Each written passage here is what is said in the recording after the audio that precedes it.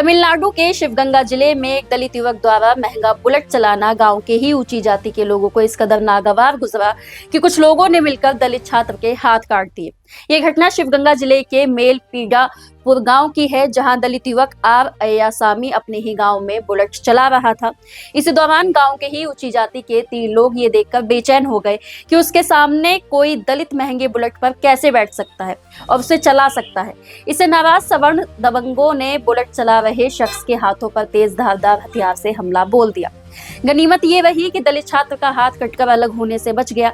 हालांकि उसके दोनों हाथ बुरी तरह से जख्मी हो गए हैं। उसे गंभीर हालत में मदुरई के सरकारी राजाजी अस्पताल में भर्ती कराया गया, जो उसके गांव से 45 किलोमीटर दूर है। बता दें कि अय्यास्वामी शिवगंगा के एक कॉलेज में मैथ ऑनर्स का 3rd ईयर स्टूडेंट है। वहीं मीडिया रिपोर्ट्स की माने तो दलित युवक की मां का कहना है कि गांव के तीनों लड़के विनोद, आथी ईश्वरन और वल्ला वासु को ये बात नागवार गुजरी थी कि दलित होने के बावजूद अय्यास्वामी महंगी बाइक कैसे चला सकता है और उस बाइक पर बैठकर उनके सामने स्पेशली कैसे जा सकता है। इसलिए जब दलित युवक बाइक से जा रहा था तो सबसे पहले तीनों अपराधियों ने उसे रास्ते में रोका, जाति सूचक शब्द बोलकर उसे अपमानित किया और फिर दलित युवक पर हमला कर उसका हाथ काट दिया।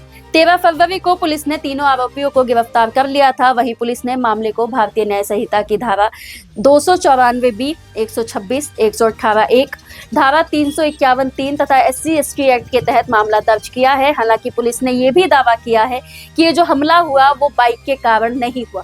पुलिस सूत्रों के अनुसार अय्यास्वामी और अतीश्वरन के बीच पहले से ही एक विवाद था। बताते यहाँ ये भी चले कि ऐसा ही एक मामला बीते साल नवंबर महीने में बिहार के खगड़िया से भी सामने आया था, जहां 19 साल के दलित युवक की हत्या सिर्फ इसलिए कर दी गई थी क्योंकि वे अच्छा खाना खाता था, अच्छे कपड़े पहनता था और बुलेट पर चलता था।